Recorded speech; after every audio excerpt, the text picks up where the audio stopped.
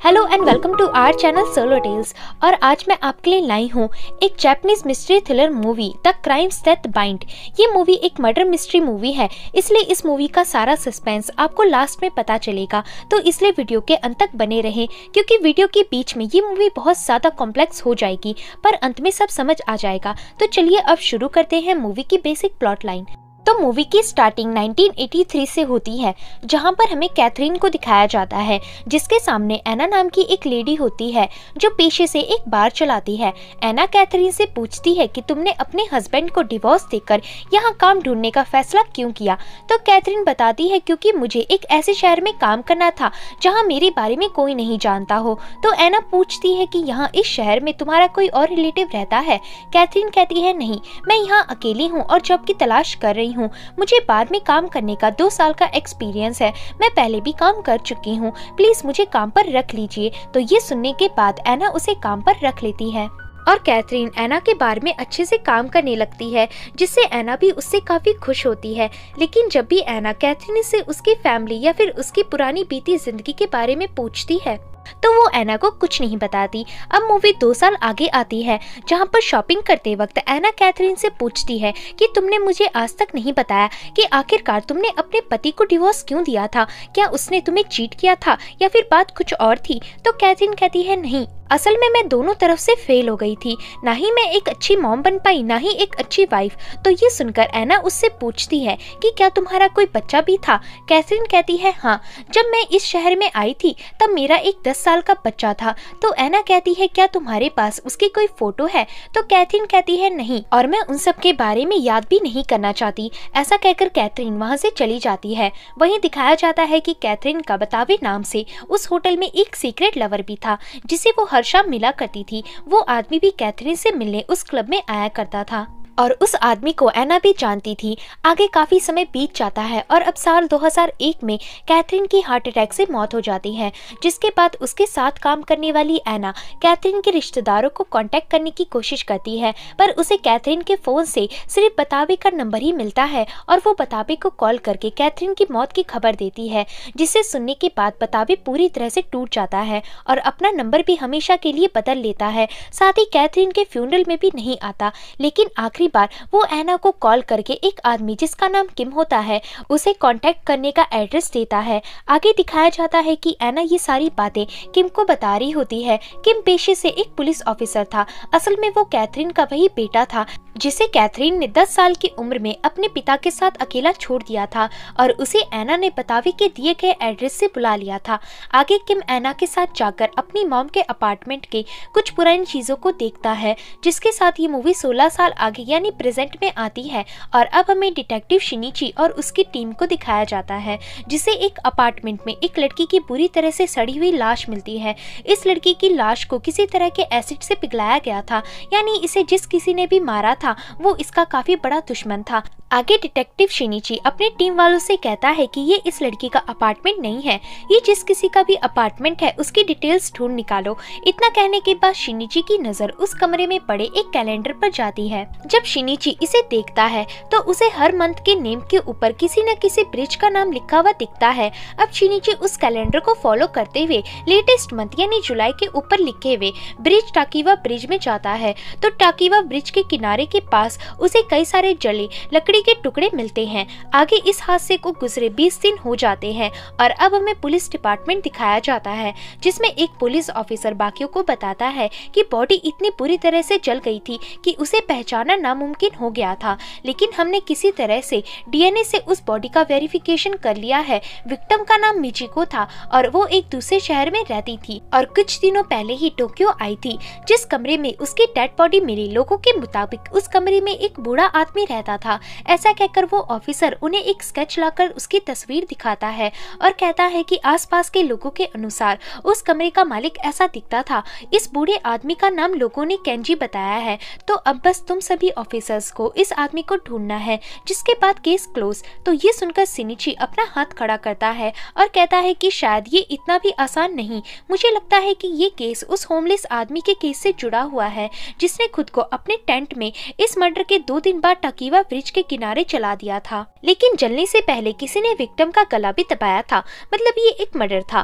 खैर, अगर आप देखें तो दोनों के कत्ल का पैटर्न लगभग सेम था। हत्यारे ने दोनों को ही इस तरह से मारा जिससे हम उसकी ट्रू आइडेंटिटी पता ना कर सके। हो सकता है कि केंजी वही होमलेस आदमी हो जिसकी लाश हमें जली हुई मिली थी। इस बात को साबित करने के लिए हमारे पास दो सबूत है। पहला ये कि केंजी मर्डर के बाद उस अपार्टमेंट में कभी नहीं आया।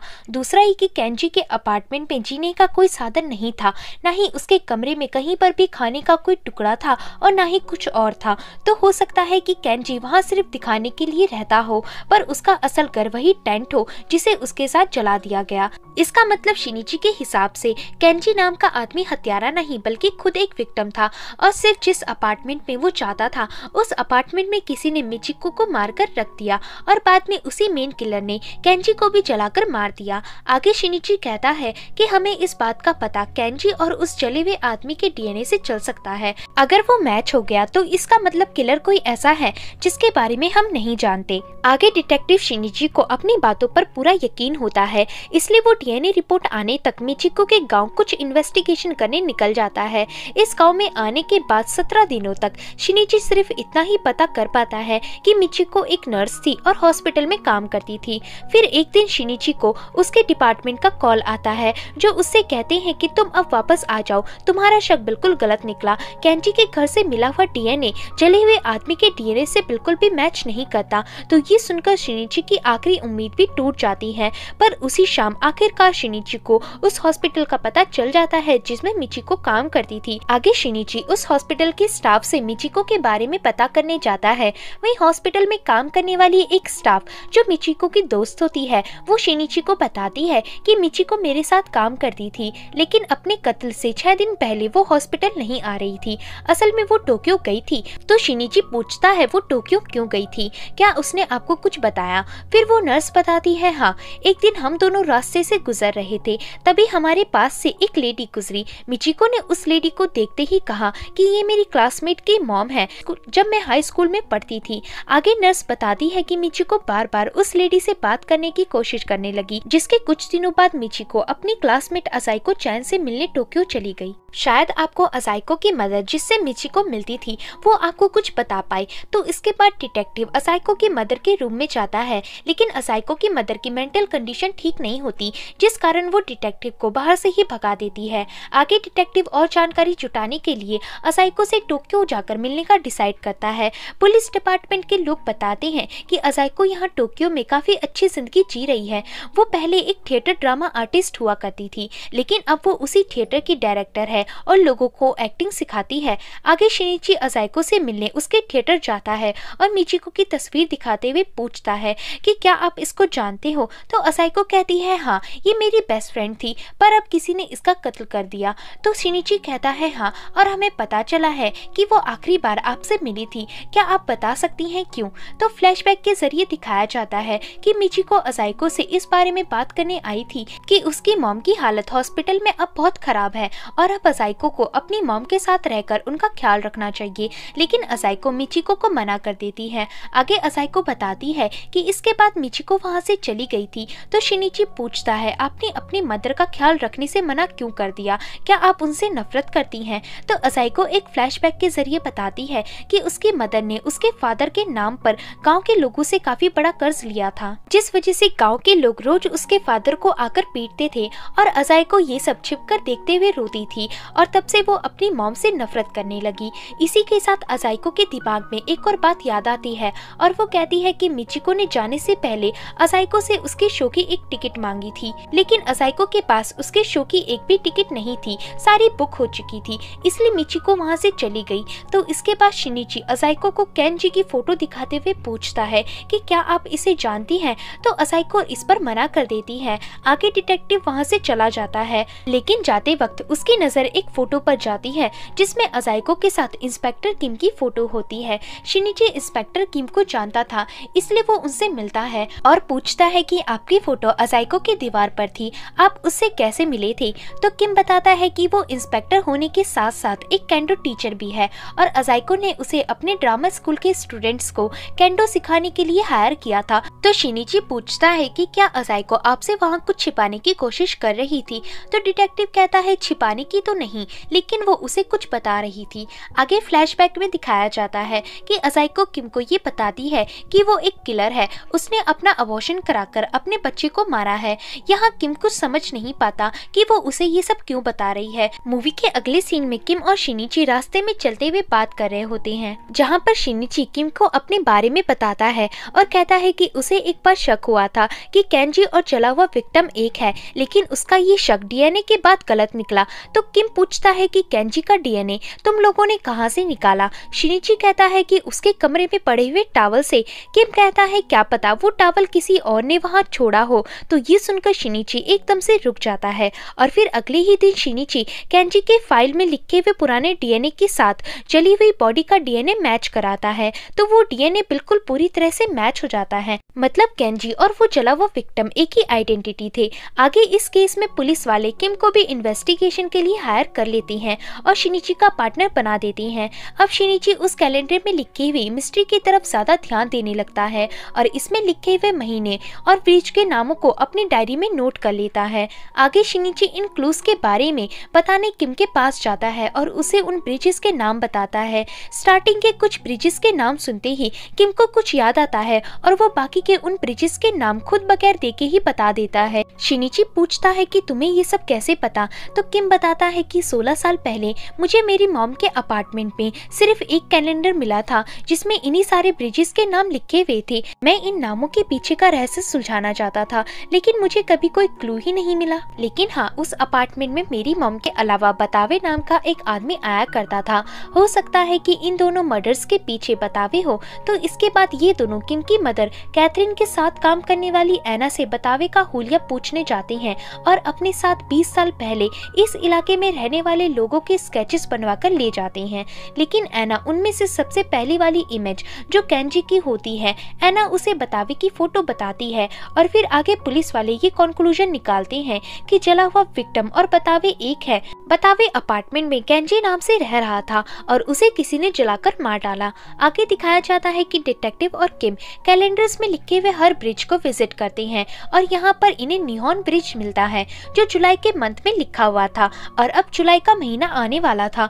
तो आगे ये दोनों उस ब्रिज में पूरे महीने नजर रखने का डिसाइड करते हैं। लेकिन ब्रिज में काम करने वाला आदमी उन्हें बताता है कि यहाँ हर साल 2000 से भी ज्यादा लोग आते हैं, जिस वजह से यहाँ बहुत भीड़ होती है। असल में कई लोग इस ब्रिज को मेंटेन रखने के लिए, इसकी साफ सफाई के लिए आते हैं। ऐसा कहकर वो आदमी इन्हें एक फोटो दिखाता है जिसमें काफी ज्यादा भीड़ दिख रही थी। ये देखने के बाद शिनिची मर्डर को ब्रिज में ढूंढने का इरादा छोड़ देता है, लेकिन वहीं पर किम अपनी मदद से जुड़े इस रहस्य को सुलझाने के लिए और बतावे को ढूंढने के लिए इस ब्रिज से गुजरने वाले जुलाई महीने की हर साल की फोटो निकलवा लेता है। वहीं पुलिस डिपार्टमेंट वाले बतावे, जिसका असली नाम केंजी था, उसके बारे में पता करते हैं। उन्हें पता चलता है कि केंजी एक फैक्ट्री में काम करने वाला वर्कर था। तो अब डिटेक्टिव उस फैक्ट्री में काम करने वाले 20 साल पुराने वर्कर्स से उसकी फोटो दिखाकर पूछताछ करता है और आखिरकार उसे एक ऐसा आदमी मिल जाता है जो केंजी को जानता था। लेकिन कुछ बताने से पहले ही उस बूढ़े आदमी को हार्ट अटैक आ जाता है और उसे हॉस्पिटल भर्ती करवाया जाता है। वहीं हमें किम को दिखाया जाता है जो उन ब्रिजेस के सारे फोटोज को देख रहा होता है, पर तभी उसे एक फोटो में कुछ मिलता है और फिर वो वहां से उठकर चला जाता है। बाद में दिखाते हैं कि इस 8 साल पुरानी फोटो में अजाइको की फोटो थी जो किसी से फोन पर बात कर रही थी। आगे किम को पता होता है कि अजाइको उसे सब कुछ सच नहीं बताएगी, इसलिए वो उसके बारे में पूछने के लिए उसके जूनियर हाई स्कूल के क्लासमेट से मिलता है। अज़ाइको के क्लासमेट्स उसे बताते हैं कि अज़ाइको को स्कूल में सभी लोग काफी बुली करते थे क्योंकि उसकी मदर उसके फादर को कर्ज में डुबाकर कहीं भाग गई थी। लेकिन जब भी अज़ाइको को कोई बुली करता था तो टीचर नायामुरा उसे डांटकर भगा देते थे। वो अज़ाइको की काफी फिक्र करते थे। जब अज़ाइको स्कूल नहीं आ रही थी तो उन्होंने उसके बिहाफ पर मुझसे अज़ाइको के स्कूल चेंज करवाने का लेटर लिखवाया था। तो किम उनसे कहता है कि क्या आप सभी के पास उनकी कोई फोटो होगी, तो वह सभी स्कूल ईयर बुक में पड़ी टीचर नायामुरा की फोटो लाकर दिखाते हैं जो उस टाइम पर भी काफी बूढ़े लग रहे थे। इसके बाद किम नायामुरा के रिलेटिव के बारे में पता करके नायामुरा की एक्स वाइफ से मिलने जाता है और उनसे पूछता है कि उन्होंने आपसे डिवोर्स क्यों ले लिया था। तो नायामुरा की वाइफ बताती है कि मैं भी उनसे यही पूछती थी लेकिन उन्होंने मुझे कभी इस बात का जवाब नहीं दिया। वो हमेशा मुझे डिवोर्स लेने के लिए परेशान करते रहे और फाइनली मैंने थक हार कर उन्हें डिवोर्स दे दिया। लेकिन शायद उनके डिवोर्स देने का कारण ये था कि वो किसी और को पसंद करते थे। उन्होंने आखिर बार 5 लाख येन का एक पेंडेंट खरीदा था। दुकान से पता करने के बाद मुझे पता चला कि उन्होंने एक क्रॉस के साइन वाला पेंडेंट खरीदा था। आगे किम ये जानकर डिटेक्टिव को कॉल करता है और डिटेक्टिव को जल्दी से अज़ाइको के घर जाकर वो फोटो लाने को कहता है जिसमें उसकी और अज़ाइको की फोटो थी। आगे डिटेक्टिव ऐसा ही करता है और पूछताछ के बहाने अज़ाइको के घर जाकर वो फोटो उसकी गैर हाजिरी में क्लिक कर लेता है। लेकिन अज़ाइको उसी वक्त आ जाती है पर तब तक डिटेक्टिव वो फोटो क्लिक करके किम को भेज चुका था। आगे जब किम वो फोटो देखता है तो उसे उसमें वही पेंडेंट देखने को मिलता है जिसके बारे में नायामुरा की एक्स वाइफ बता रही थी। वही हमें अज़ाइको को दिखाया जाता है जो इस फोटो और अपने पेंडेंट को देखकर कुछ याद करने की कोशिश करती है, जिसके बाद फ्लैशबैक से दिखाया जाता है कि वो पेंडेंट अज़ाइको के टीचर नायामुरा ने गिफ्ट किया था जब वो 20 साल की थी। टीचर नायामुरा और अज़ाइको का अफेयर था जिस वजह से नायामुरा अपनी वाइफ से डिवोर्स लेना चाहते थे ताकि वो अज़ाइको से शादी कर सके और अज़ाइको के बर्थडे गिफ्ट के तौर पर नायामुरा ने उसे वो पेंडेंट भी गिफ्ट किया था। अब कहानी कुछ समय आगे बढ़ती है जहां पर दिखाया जाता है कि अज़ाइको अपना अबॉर्शन करवा लेती है क्योंकि वो नायामुरा के बच्चे को अपने साथ नहीं रखना चाहती थी। पर वही नायामुरा अपनी वाइफ से डिवोर्स लेकर आ गया था ताकि वो अज़ाइको से शादी कर सके। लेकिन अज़ाइको नायामुरा के साथ कुछ रीजंस की वजह से रिलेशन में नहीं पड़ना चाहती थी, इसलिए वो नायामुरा को मना कर देती है। और जब नायामुरा को अबॉर्शन के बारे में पता चलता है तो वो वहां से गुस्सा होकर चला जाता है। वहीं अब कहानी प्रेजेंट में आती है जहां पर पुलिस डिपार्टमेंट में डिटेक्टिव सभी को बताता है कि मामला साफ है। असल में केंजी जिसे हम ढूंढ रहे थे वो नायामुरा थे। अब क्योंकि ये 16 साल पुरानी फोटो है इसलिए चेहरे में बदलाव आए होंगे। तो असल में ये हुआ होगा कि उस दिन मिचिको अज़ाइको की मदर के बारे में बताने गई होगी, लेकिन वहां पर उसे अज़ाइको और नायामुरा के अफेयर के बारे में पता चल गया होगा, जिस वजह से मिचिको अज़ाइको को ब्लैकमेल करने लगी होगी और फिर अज़ाइको ने नायामुरा से कांटेक्ट करके मिचिको को मारने को कहा होगा। और जब नायामुरा ने मिचिको को बेरहमी से मारकर उसकी लाश अपने अपार्टमेंट में छिपा दी होगी, तभी अज़ाइको ने बड़ी चालाकी से 2 दिन बाद नायामुरा को गला दबाकर उसे जलाकर मार दिया होगा ताकि मर्डर का कोई एविडेंस ना बचे। डिटेक्टिव को अपनी बात पर पूरा यकीन होता है, लेकिन जब वो नायामुरा की फोटो दिखाकर एनी से पूछता है कि क्या कैथरीन का सीक्रेट लवर बतावे यही था, तो एनी इस पर मना कर देती है और यहाँ से डिटेक्टिव का पूरा कंक्लूजन गलत निकल जाता है। आगे जब डिटेक्टिव इस बारे में किम को बताता है तो वो फोन रखकर इस केस के बारे में और ध्यान से सोचने लगता है। वो सोचने की कोशिश करता है कि आखिर उसकी मदर और 18 साल बाद हुए मिचिको के कत्ल का क्या रिलेशन, क्या इन दोनों का कत्ल किसी एक इंसान ने किया है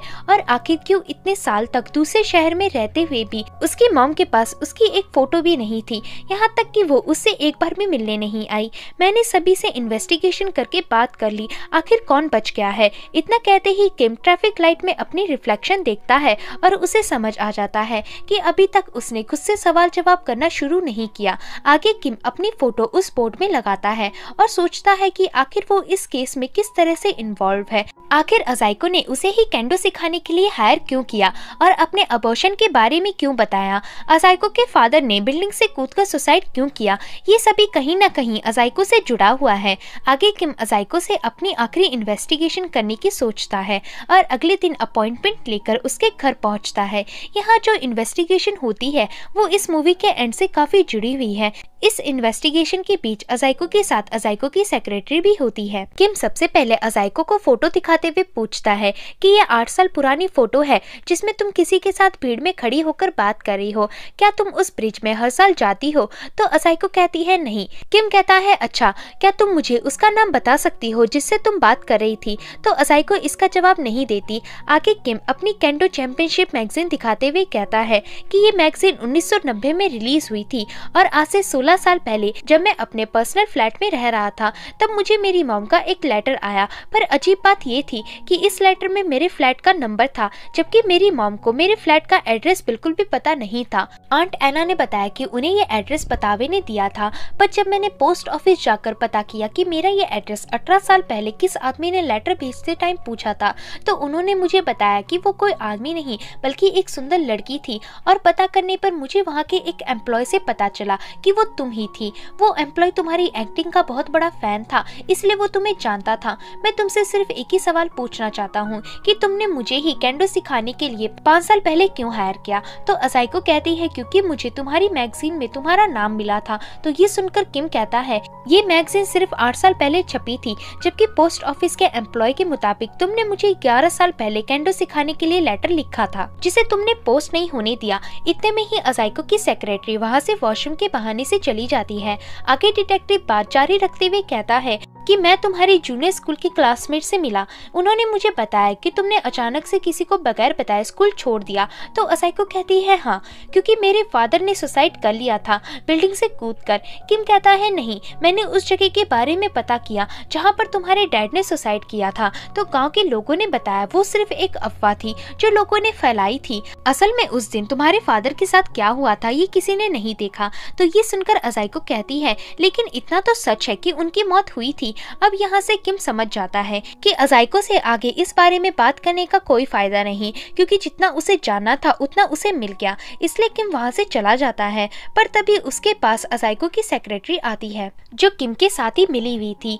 वो किम को अजाइको की कंघी में लगे हुए बाल देती है। असल में किम इससे डीएनए टेस्ट करने वाला था। अब डीएनए टेस्ट के बाद किम अपने डिपार्टमेंट पहुंचता है और पुलिस वालों को बताता है कि मेरा शक सही निकला। असल में अजाइको जले हुए विक्टिम यानी केंजी की बेटी है और केंजी ही बतावे मतलब कैथरीन यानी उसकी मॉम का सीक्रेट लवर था।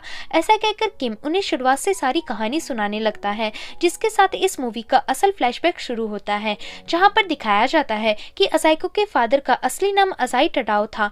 ये दोनों एक छोटे से गांव में रहते थे, जहां पर टडाओ की वाइफ ने काफी ज्यादा कर्ज गांव वालों से अपने हस्बैंड के नाम पर लिया था और गांव से कहीं दूर चली गई थी। जिसके बाद गांव वाले सभी लोग अपना पैसा वसूल करने के लिए अजाइको के फादर को मारने लगे और ये सब अजाइको कमरे में छिपकर देख रही थी। पर तभी उसे एक बदमाश लड़के ने देख लिया और गांव के सामने लाकर अजाइको को पकड़ते हुए कहा, शायद तुम्हारा कर्जा लौटाने में ये लड़की हमारे काम आ सकती है, इसे अपने साथ ले चलो। यहाँ से सभी गाँव वाले अजाइको को ले जाने को तैयार हो गए और अजाइको के फादर उन्हें रोकते रह गए। पर तभी वहाँ पर कुछ लोगों ने पुलिस को बुला लिया, जिसके बाद लोगों ने अजाइको को छोड़ दिया और अजाइको के फादर ने कहा कि मैं किसी भी तरह तुम्हारा कर्ज कल तक लौटा दूंगा। तो इसके बाद सभी लोग वहाँ से चले गए। पर उसी रात 2 बजे के करीब अजाइको और उसके फादर अपने घर से कुछ पैसे लेकर गाँव से भाग गए और टोक्यो शहर आ गए। यहाँ हमें दिखाया जाता है कि इन दोनों बाप बेटी के बीच काफी अच्छी बॉन्डिंग थी और ये दोनों एक दूसरे का बहुत अच्छे से ख्याल रखते थे।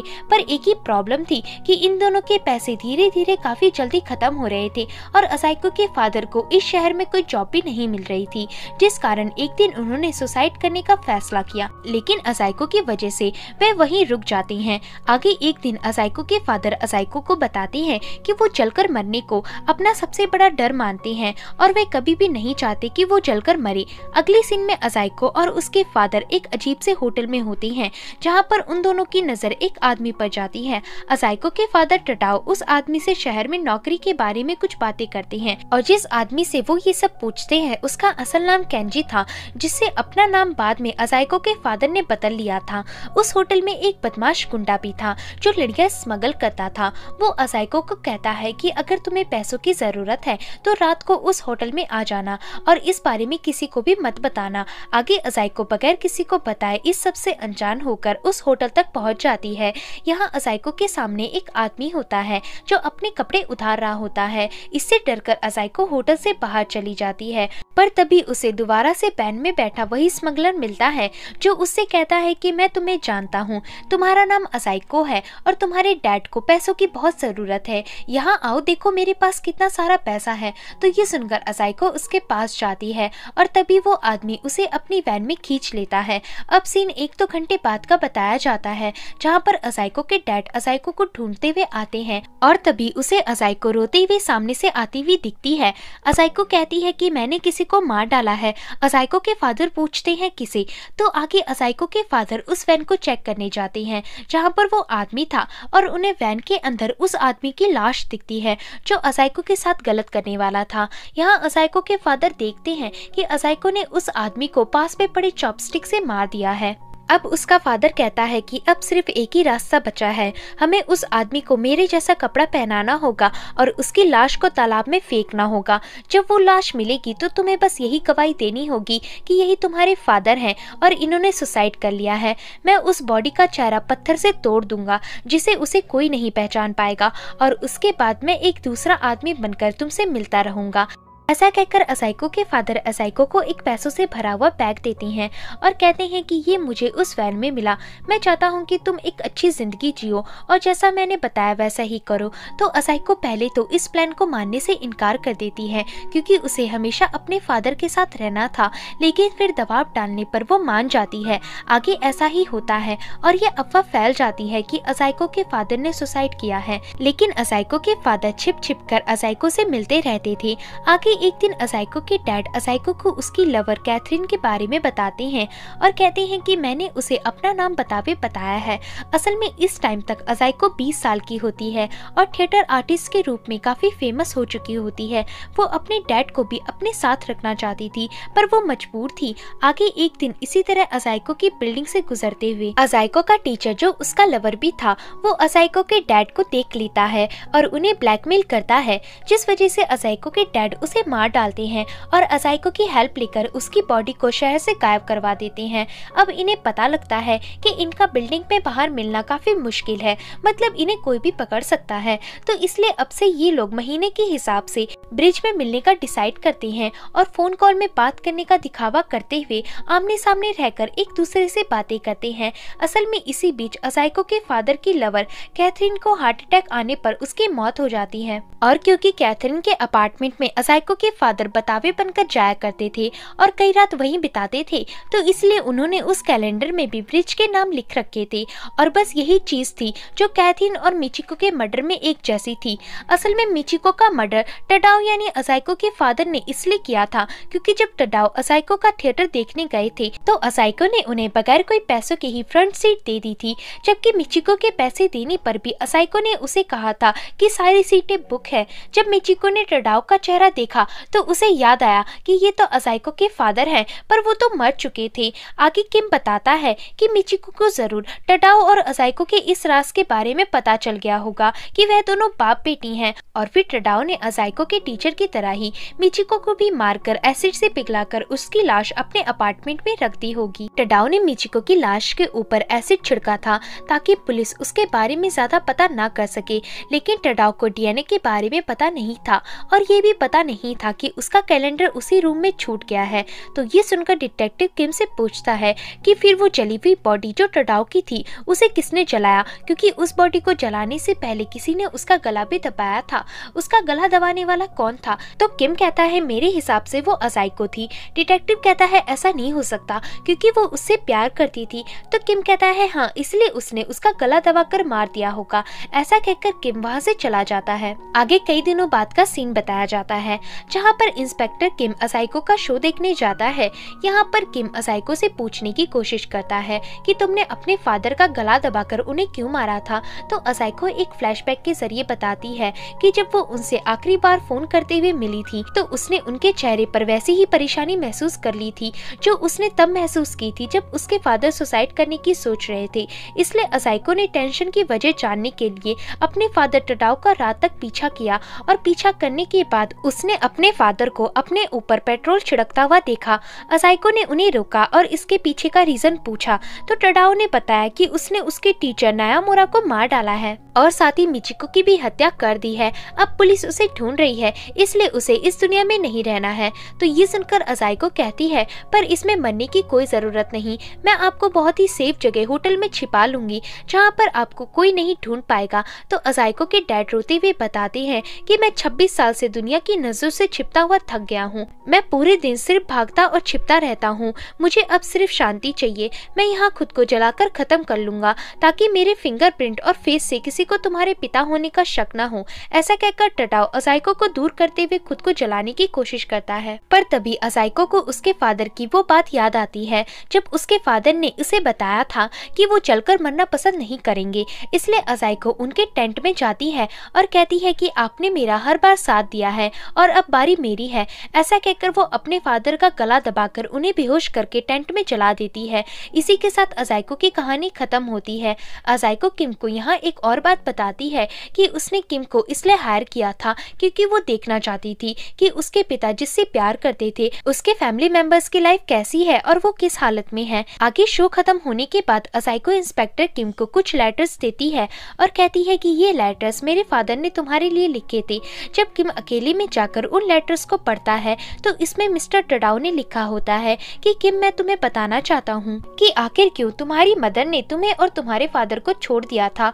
उसका असल रीजन ये था कि तुम्हारी मदर डिप्रेशन में थी और उस मेंटल स्टेज में उसे अपनी फैमिली को चलाना बोर लग रहा था। इसलिए कैथरीन ने मुझे बताया था कि एक दिन उसने तुम्हें भी मारने की कोशिश की थी, पर फिर उसे पता चला कि वो क्या कर रही है और उस दिन के बाद से वो तुम्हें और तुम्हारे डैड को छोड़कर टोक्यो आ गई। मैंने कई बार इस लेटर के जरिए तुम तक मैसेज पहुंचाने की कोशिश की, लेकिन मैं ये लेटर तुम्हें कभी भी नहीं दे पाया। हालांकि मैं तुम्हारा एड्रेस जानता था, उस लेटर में बस इतना ही लिखा होता है। और इसी के साथ ये मूवी एंड हो जाती है। तो दोस्तों, मूवी के साथ अलग अलग कहानियां जुड़ी हुई थी जो इसे कॉम्प्लिकेटेड बना देती हैं। आपको कैसी लगी ये मूवी मुझे कमेंट सेक्शन में जरूर बताएं और वीडियो पसंद आता है तो वीडियो को लाइक और चैनल को सब्सक्राइब जरूर करें।